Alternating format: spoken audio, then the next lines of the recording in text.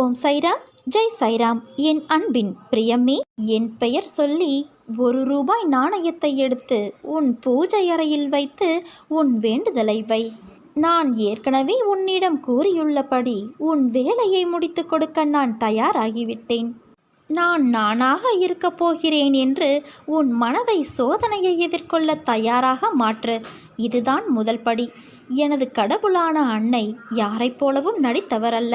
அவர் தனக்கென ஒரு தனி வழியை உருவாக்கி கொண்டு அவராகவே இருந்து அதை நடைமுறைப்படுத்தி ஜெயித்தவர். அவர் என்னோடு இருக்கிறார். நான் பிறர் நடுவே தனித்தன்மையோடு இருக்கிறேன். நான் இதுவரை பெற்றது தோல்வியல்ல, அனுபவம். அனுபவித்தது எல்லாம் கஷ்டமல்ல, சோதனை. இதில் நான் ஜெயிப்பேன். நான் தோற்க பிறந்தவன் அல்ல, ஜெயிக்க பிறந்தவன் என்று கூறு. இவ்வாறு நீ கூறும்போது உன் மனதில் ஒரு தன்னம்பிக்கை, தைரியமாகியவை உன் மனதிற்குள் தோன்றுவதை நீ உணர்ந்து கொள்வாய். ஒரு ஆரம்பம் இருந்தால் ஒரு முடிவு உண்டு. பிறப்பு உறுதி செய்யப்பட்டால் இறப்பு உறுதி. அதேபோல நமக்கு கிடைத்த இந்த மானிட பிறவியை மகிழ்ச்சியோடும் பொறுமையோடும் வாழ வேண்டும். நாம் செய்கின்ற செயல்கள் நாளை சரித்திரம் படைக்க வேண்டும். எந்த ஒரு காரியத்தையும் தொடங்கும் முன்பு என்னை நினைத்து தொடங்கு. என் நாமத்தை உச்சரி. அதை நான் சுமூகமாக முடித்து வைப்பேன். இந்த மானிட படைப்புகள் அனைத்துமே அற்புதமானவை. நீ பட்ட வேதனை, அவமானம், மனக்கசப்பு, வறுமை, கடன் தொல்லை அனைத்தும் ஒரு முடிவுக்கு வரும் என் குழந்தையே. அனைத்தையும் உன் அன்னையான நான் பார்த்து கொண்டுதான் இருக்கிறேன். நீ செய்த பாவங்கள், தவறுகள் அனைத்தும் இன்றோடு ஓடி ஒளிந்து விட்டது. தொட்டதெல்லாம் பொன்னாகும் நேரம். நீ ஒரு நாளும் கலங்காதே. உன் அம்மா நான் இருக்கிறேன். நாட்களை நீ எண்ணிக்கொண்டு இரு. நீ அடுத்தவனுக்கு உதவி செய்யும் நேரம் வந்துவிட்டது தங்கமே. பிரிந்து சென்றவர் கைகூடும் நேரம். உன் உதவி நாடி பலர் வரும் நேரம். என் வாக்கு என்றுமே பொய்யாகாது. நீ பெரும் செல்வந்தனாகப் போகிறாய். காத்திரு, கலங்காதே, மகிழ்ச்சியாக இரு. என் கஷ்டம் தொடர்கதையாக இருக்கப் போகிறதா என கேட்கத் தோணுகிறதா? நிச்சயமாக இல்லை. எப்போது நீ என்னை உறுதியாக பற்றி கொள்ள ஆரம்பித்தாயோ அப்போதே நீ விடுதலையின் படியில் காலை வைத்து விட்டாய் என்பதை உறுதியாக நம்பு. அப்படியானால் உனக்கு விடுதலை உறுதியல்லவா? இந்த அன்னை உன்னுடைய வியாதியையும் வலியையும் பிரச்சனை போன்ற எதையும் நிர்மூலமாக்கி விடுவேன். அனைவர் மீதும் கருணை கொண்ட உன் அன்னையான நான் அன்போடு உன்னையும் பாதுகாப்பேன். இப்போது நீ பிரச்சனைகள், தடங்கல்கள் என்னும் கடலில் கழுத்து வரை மூழ்கியிருக்கலாம். துக்கமும் வேதனையுமாகிய படுகுழியில் ஆழமாக அமிழ்ந்து போயிருக்கலாம். ஆனால் அதை பற்றி நீ கவலைப்படாதே. அமைதியாயிரு. நம்பிக்கையோடு என் நாமத்தை இடைவிடாது சிந்திப்பவர்கள் துக்கப்படுவது கிடையாது. என் மீது விசுவாசம் கொண்ட உன் துக்க நாட்களை முடித்து வைக்க எனக்கு வெகு நேரம் ஆகாது. என் ஆலயப்படிகளில் கால் வைத்த பிறகு நீ சுகத்தின் மீதுதான் சவாரி செய்ய போகிறாய் குழந்தையே. என் நாமம் உன் உள்ளத்தில் இருக்கும் வரை எந்த கெடுதலும் உன்னை நெருங்க முடியாது. புதைக்கப்பட்ட விதைக்கு கூட எதிர்காலம் உண்டு. வெட்டப்பட்ட மரங்கள் கூட மீண்டும் வளர்வது உண்டு. வெறும் தோல்விகளை கண்டு சோர்ந்து போனால் உன் வாழ்க்கையை யார் வாழ்வது? வாழ்க்கையில் இன்னல்கள் வந்து போவது சகஜம். அதை எப்படி மீள்வது என்பதை நினைத்து செயல்படு. பயப்படாதே. பயந்தால் அது உன்னை வீழ்த்திவிடும். ஒரு குறிக்கோளை அடைய நீயும் தினமும் அலைத்து திரிந்து கொண்டு இருக்கிறாய். நீ படும் வேதனையை உன் அன்னையான நான் அறிவேன். கடினமான சூழ்நிலையிலும் உன்னிடம் யாரும் இறக்கப்படவில்லை. நீ ஓடினால்தான் தினமும் பொழுது போகும். போகும் இடமெல்லாம் உன்னை மதிப்பது இல்லை. அவர்களை நான் பார்த்து கொள்கிறேன். உன் நாவாகப்பட்டது என் நாமத்தை உச்சரித்து கொண்டு இருக்கிறது. அந்த நாவினால் அவர்களை நீ தூற்றாதே. உனக்காக நான் உன் பாரத்தை சுமந்து கொண்டு இருக்கிறேன். அதிலிருந்து உன்னை முழுவதுமாக விடுவித்து உன்னை உயர்த்தப் போகிறேன். பயப்படாதே தங்கமே. நான் உன்னை அழைக்கிறேன். விரைவில் என் ஆலயத்திற்கு வந்து நீ சேர்ந்துவிடு.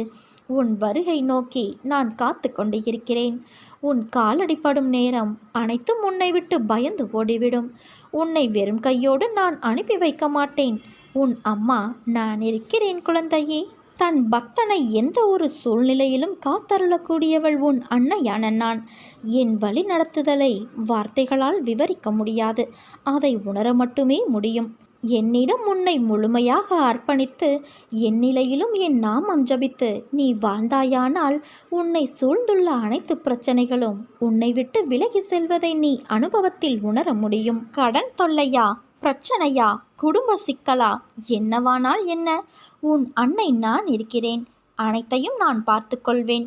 இந்த எண்ணம் உன்னுள் இருக்க வேண்டும். இப்படி இருந்தால் நீ சுலபமாக ஜெயித்து விடலாம். இப்போது என்ன நோக்கத்திற்காக நீ போகிறாயோ அந்த நோக்கத்தை உன் அன்னையான எனக்கு சமர்ப்பணம் செய்துவிட்டு, அன்னையே, இவையெல்லாம் உங்கள் ஆணைப்படியே நடக்கிறது. நீங்களே தள்ளி விடுபவரும் தூக்கி விடுபவருமாக இருக்கிறீர்கள். நீங்களே சண்டையிடுகிறீர்கள், சண்டையிட வைக்கிறீர்கள். சமாதானத்தை செய்பவரும் காரியத்தை செய்கிறவரும் நீங்களே. இதோ என்னை முழுவதுமாக உங்களிடம் ஒப்படைக்கிறேன். உமது உந்துதலால் நான் புறப்பட்டு போகிறேன்.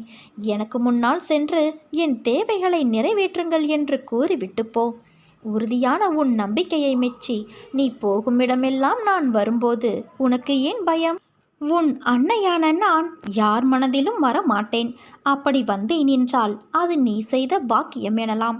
அந்த பாக்கியம் இந்த பதிவை நீ படிப்பதன் மூலமும் உனக்கு என் அனுக்கிரகம் கிடைத்திருக்கிறது என்று அர்த்தம். உன் இதயத்திற்கு உள்ளாகட்டும், ஆலயத்தில் விக்கிரக வடிவிலாகட்டும், தாளில் போட்டோவாகட்டும், நீ என்னை பார்க்கும்போதெல்லாம் நீ என்னிடம் கேட்கும் ஒரே கேள்வி, நான் உன்னை அதிகமாக நேசிக்கிறேனா என்பது. ஏனென்றால் பல வேளைகளில் நீ தவறு செய்து விடுகிறாய். அதற்காக பிறகு வருந்தினாலும் தவறாது அதற்காக வருகிற தண்டனைகளை பெறும்போது, அன்னையே, என்னை மன்னித்து கொள்ளுங்கள், என்னை மீறி நான் நடந்து கொள்கிறேன், இதற்காக என்னை வெறுத்து விடாதீர்கள், நான் கடந்து வந்த பாதையை அடிக்கடி திரும்பி பார்க்கிறேன், காடுகளும் கரடுமுரடான வழிகளும் துஷ்ட மிருகங்களும் அச்சுறுத்திய அந்த காலத்திலும் நீங்கள் என் கைகளை பிடித்து கொண்டு வழிநடத்தி வந்தீர்கள். என்னால் முடியாது என்று சோர்ந்துவிட்ட நேரத்தில் தூக்கி கொண்டு நடந்தீர்கள். நீங்கள் காட்டிய வழியில் நான் செல்கிறேன், நீங்களே என் அன்பு உலகம் என்று நீ என்னிடம் மன்றாடுகிறாய். பிறகு எப்படி உன்னை நான் கைவிடுவேன்? ஒரு செயலில் ஈடுபடுவதற்கு நீ 1000 முறை யோசிக்கிறாய்.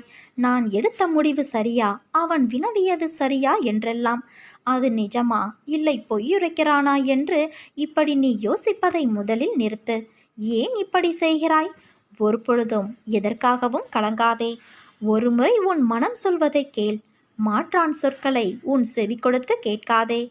எடுத்த முடிவை என்றும் எதற்காகவும் மாற்றிக்கொள்ள நினைக்காதே. உன்னை பற்றி தெரிந்து கொள்ளும் நேரம் வரும். எதையுமே கேட்டு வாங்கி கொள்ளக்கூடாது. தானாக வந்தால்தான் அதற்கு சிறப்பு. வாழ்க்கையில் புரிந்து நடைபோட்டு பழக கற்றுக்கொள் என் குழந்தையே. நீ நீயாக இரு. உன் சுயமரியாதை இழந்து அடுத்தவரிடம் பணிந்து போவதற்கு என்றுமே அவசியமில்லை. உன்னை புரிந்து கொண்டவர்கள் மட்டும் உன்னை சுற்றி இருந்தால் போதுமானது. உன்னை குறை கூறுபவர்களின் பேச்சை மனதில் ஏற்றிக்கொள்ளாமல் சென்று கொண்டே இரு. அவர்கள் எவரும் உன் வாழ்க்கையில் பயணிக்கப் போவது இல்லை. நீ நீயாகவே இரு என் தங்கமே. எதன் மீதாவது ஆசைப்படுதல், எண்ணமிடுதல் ஆகியவற்றாலும் மனமானது அலைப்பாயும். உன் தந்தையான என் மீது பாரத்தை வைத்தால் அனைத்தும் நாளடைவில் சரியாகிவிடும் என் குழந்தையே. உன்னுடைய மோசமான நேரம், காலம் அதை தகர்த்தெறிய வேண்டும் என்றால் மனதார ஒரு முறை தந்தையே என்று என்னை அழை. உன் மந்தமான மனநிலையை நான் தகர்த்து எறிவேன். அனைத்தும் சரியாகிவிடும். எதற்கும் கலங்காதே. உன்னோடும் உன் குடும்பத்தோடும் உன் தந்தையான நான் எப்போதும் இருக்கிறேன். நீ நம்பிக்கையோடு இரு. நல்லதே நடக்கும். வாழ்க்கையை ஒவ்வொரு நாளும் வெற்றி தோல்வியாக ஒப்பிட்டு பார்க்காதே. வாழ்க்கையை ஒவ்வொரு நாளும் முழுதாக வாழ பழகு. வெற்றி என்பது தானாக வந்து சேர்ந்து கொள்ளும். வாழ்வதற்காக பிறவி எடுத்து வந்துள்ளாய். முழு மனதோடு நாட்களை வாழ்ந்து கடமைகளை செய்து கொண்டு வா. கவலைகள், பிரச்சனைகள் வரும் என்பதற்காக வாழ்க்கையை வாழாமல் தவிர்க்க முடியாது குழந்தையே. உன் மனம் எதையாவது ஒப்பிட்டு பார்த்து உனக்கு வேற்றுமையை காட்டும். ஆனால் உன் வாழ்வில் நான் இருக்கும்போது எந்த துன்பமும் உனக்கு வராது. நேர்மறை எண்ணங்களை ஒருபோதும் கைவிடாதே. என் பிள்ளைகளான உங்கள் மீது நான் நிஜமான அன்பு கொண்டவன். என் பிள்ளைகளை எல்லாவித கஷ்டங்களிலிருந்தும் கவலைகளிலிருந்தும் கை தூக்கிவிட அவதரித்தவன் நான். எப்போதும் என் நாமத்தை உச்சரி. நான் எப்போதும் உன்னை மட்டுமே நினைத்து கொண்டு இருக்கிறேன். எப்போதும் தைரியமாக நீ இருக்க வேண்டும் என் குழந்தையே. எதை பற்றியும் கவலைப்படாதே.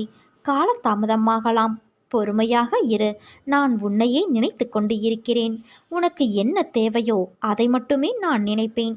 நான் நினைப்பது மட்டுமே நடக்கும். வழி தெரியாமல் தவிக்காதே. நிச்சயமாக உனக்கு ஒரு நல்ல வழியை நான் காட்டுவேன். அதுவரை நீ கொஞ்சம் பொறுமையாக இருக்க வேண்டும். நீ என் நினைவாக எப்போதும் இருந்தால் பதற்றப்படவோ நடப்பதை நினைத்து துக்கப்படவோ மாட்டாய். ஏனென்றால் நீ என்னுடைய சங்கத்தில் இருக்கிறாய். உன் சார்பாக நான் செயல்பட்டு கொண்டே இருக்கிறேன். உன் பிரச்சனை அனைத்தையும் நான் பார்த்து கொள்கிறேன். காலம் நேரம் வெகு தொலைவில் இல்லை என் குழந்தையே. தைரியமாக இரு. இதுவரை எந்த கஷ்டம் உன்னை பாதித்ததோ அது தானாக ஓடி ஒளியும். மிக விரைவில் நல்ல நேரம் ஆரம்பிக்கும். என்னை சரணாகதியடைந்தால் நான் உன்னை பாதுகாப்பேன் என் தங்கமே.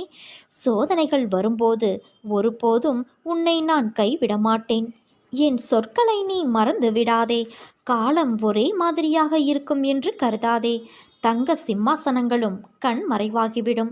அதிகாரங்கள் மறைந்து போகும். செல்வ வளம் சொல்லாமலேயே சென்றுவிடும். கொடுக்கும் கரங்களே பெற்றுக்கொள்ளும் கரங்களாகிவிடும். அப்போது கொடுப்பவர்கள் இருக்க வேண்டுமல்லவா? அதனால் இருப்பவர்கள் கொடுப்பதை பழக்கப்படுத்தி கொள்ள வேண்டும். விதையை அப்படி விதைத்து கொண்டால் பலன் கிடைக்காமல் போகாது. என்னுடையது எனக்கு மட்டுமே என்ற பாவத்தோடு நாட்களை கடத்தி தேவை ஏற்பட்ட போது எனக்கு யாரும் இல்லை என்று கருதினால் பிரயோஜனம் என்ன? தானம் செய்தது வீண் போகாது. ஆறுதல் சொன்னால் அது வீணாகாது. உதவி வீணாகாது. நல்ல சொற்கள் வீணாகாது. அன்பு வீணாகாது. தேவை நேர்ந்த போது அதிக பலனை இக்குணங்களே அந்த இறைவனின் வடிவத்தில் பிரத்யட்சமாகும். வாழ்க்கையில் நீ சந்திக்கும் ஒவ்வொருவரும் உனக்காக அனுப்பப்பட்டவர்களே. வேண்டியவர் வேண்டாதவர், தெரிந்தவர் தெரியாதவர் என்று யாரும் இல்லை. உன் வாழ்வில் அவர்கள் வருவதற்கும் அதனால் விளையும் நன்மை தீமைகளுக்கும் காரணம் உன் பூர்வ ஜென்ம கர்ம வினைகள் மட்டும்தான். நான் அனைத்தையும் கவனித்துதான் வருகிறேன்.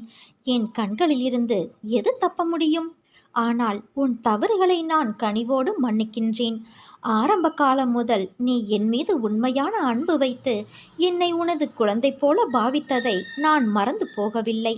உன் மீது நான் எப்போதும் பரிவோடு இருக்கின்றேன். நீ என்றைக்கோ முன்னேறி வாழ்வின் உச்சத்தை தொட்டிருக்க வேண்டும். உன் பிடிவாத குணம், முரட்டு சுபாவமாகியவை நிம்மதியற்ற வாழ்வை உனக்கு தந்து விட்டது. சொர்க்கத்தை உருவாக்க நினைத்த நீ சந்தர்ப்பவாத குணத்தால் ஒரு நரகத்தை உருவாக்கி கொண்டு இருக்கிறாய். அதை நினைத்து என் மனம் பதைக்கின்றது. கெட்டவர்கள் கெடுபலனை அனுபவிப்பார்கள். ஆனால் நல்லவர்களாகிய நீங்களும் கெடுபலன் அனுபவிப்பது ஏன்? இந்த வாழும் காலத்தில் ஒவ்வொரு நாளையும் ரசித்து அனுபவிக்க கற்றுக்கொள். கவலைகளை தூக்கி எறி. எதை எடுத்துக்கொண்டு போகப் போகிறோம் என்ற எண்ணத்தை வளர்த்துக்கொள். எதையும் என் போக்கில் விட்டுவிடு என் குழந்தையே. சிந்தனையை என் பக்கம் திருப்பு. செய்ய வேண்டிய கடமைகளை மனநிறைவோடு செய். உன் எதிர்காலம் சிறப்பாக இருக்கும். இதுவரை நான் எதிர்பார்த்தவை எதுவும் எனக்கு கிடைக்காமல் இருந்திருக்கலாம். ஆனால் எனக்கு கவலை இல்லை. எனக்கு நான் எதிர்பார்த்ததை விட சிறந்த ஒன்றை என் தந்தை தருவார் என்று என்னை நீ முழுமையாக நம்பி இருக்கிறாயல்லவா? பிறகு என் குழந்தையான உன்னை நான் எப்படி கைவிடுவேன்? எல்லோருக்கும் வாழ்க்கையில் அனுபவிக்க வேண்டியது என்று சில காலம் இருக்கும். அந்த காலத்தில் அதை பொறுமையாக அனுபவித்துதான் ஆக வேண்டும். அதற்காக நீ பதற்றப்படாதே, பயப்படாதே, புலம்பாதே. அனைத்தையும் நான் பார்த்து கொண்டுதான் இருக்கின்றேன். விரைவில் நீ வாழ்க்கையின் உச்சத்தை தொடுவாய் என் குழந்தையே. எல்லா ஆபத்திலிருந்தும் துயரங்களிலிருந்தும் நீ முழுமையாக காப்பாற்றப்படுவாய். இது என் பிள்ளைக்கு நான் கொடுக்கும் வாக்குறுதி. நீ தனியாக நடப்பதாக நினைக்கிறாயா? நான் உன்னோடு தான் நடந்து வருகிறேன். எப்பொழுதும் உன்னோடு தான் இருப்பேன். உன் வலிகளை மௌனமாக குணப்படுத்தி உன்னை பாதுகாப்பதே என் கடமை. அதனால் நீ எதற்காகவும் எந்த சூழ்நிலையிலும் கலங்காதே. நான் எந்த தீங்கையும் உனக்கு நேர விடமாட்டேன். நம்பிக்கையோடு பொன்னான வாழ்க்கை ஆரம்பமாக போகும் அந்த நல்ல நாளுக்காக காத்திரு. அது மிக விரைவில் என் ஆசீர்வாதத்தோடு உன்னிடம் வரும். வரும் காலம் எல்லாம் மகிழ்ச்சி என்னும் சத்தம் உன் மனதில் ஒலித்து கொண்டே இருக்கும். உன் உணர்வுகள் சில்லிட்டு ஆனந்த கண்ணீர் பெருகும். இனி உன் வாழ்வில் இதே ஆனந்த உணர்வோடு இருக்கப் போகிறாய் என் குழந்தையே. இன்று உன்னை யார் உதாசீனப்படுத்தினாலும் அதற்காக உடைந்து வீழ்ந்து போகாதே. நாளை அவர்களுக்கே நீ உதவும் வகையில் வெகுண்டு எழுந்து வாழ வைப்பேன். வாழ்க்கையை வெறுக்க 1000 காரணங்கள் இருந்தாலும் வாழ்வதற்கு ஒரே காரணம் நாளை எல்லாம் சரியாகிவிடும் என்ற இறைவனிடம் உள்ள நம்பிக்கை மட்டும்தான். குருவிற்கு மட்டுமே நடந்ததும் நடப்பதும் நடக்கப் போவதும் தெரியும். அதனால் என்னை நம்பி வணங்கும் உனக்கு என் ஆசிர்வாதம் எப்போதும் இருக்கும். உன் மனம் தடுமாறிக்கொண்டு இருக்கிறது. எப்போதும் மழை பாய்ந்தபடியே இருக்கிறது. இதை அடக்கி நிலைப்படுத்தும் வழி என்ன? நம் மனம் எப்பொழுதும் எதை பற்றியேனும் சிந்தித்து கொண்டே இருப்பதால் தெளிவான முடிவுகளை எடுக்க முடியாமல் தடுமாறும். சின்ன சின்ன விஷயம் அவ்வப்போது நடக்கும்போது அதை பற்றியே பெரிதாக விரிவுபடுத்தி பார்ப்பது மனதின் இயல்பு. உதாரணமாக, யாராவது நம்மை திட்டிவிட்டால் பதிலுக்கு நம்மால் திட்ட முடியாத போது நேரில் கூனி குறுகிவிட்டு அவருக்கு பின்னால் அவரை மனதிற்குள் அதிகமாக திட்டுவது போல, அடிப்பது போல, கொள்வது போல கற்பனை செய்து தன்னை ஒரு பெரிய கதாநாயகனாக காட்டிக்கொண்டு ஒரு பெரிய கதையை பின்னிக் கொண்டு இருக்கும். பொறாமை, சந்தேகம், அவமதிப்பு, கோபம், பயம், அவமானம், பேராசை, தற்பெருமை, கட்டுப்படுத்த முடியாமல் பலபலவென பேசுதல் போன்ற உணர்ச்சிகள் நம்மை தாக்கும்போது மனம் அதிலேயே உழன்று அதில் ஏதோ தீர்வை காண்பது போல தன்னிலே உழன்று கொண்டு இருக்கும். உன் வாழ்வில் நடந்த, நடக்கின்ற, நடக்கப் போகின்ற அனைத்தும் நல்லதோ வழிகள் மிகுந்த சூழ்நிலையோ என் கையிலிருந்து தரப்பட்டது. வழிகள், சூழ்நிலை என்றால் பயப்படாதே, கவலைப்படாதே. அதில் உனக்கு கண்டிப்பாக நல்லது இருக்கும். ஆனால் உன்னை மனவேதனையிலும் குற்ற உணர்விலும் ஒருபோதும் நான் உன்னை தவிக்க விடமாட்டேன்.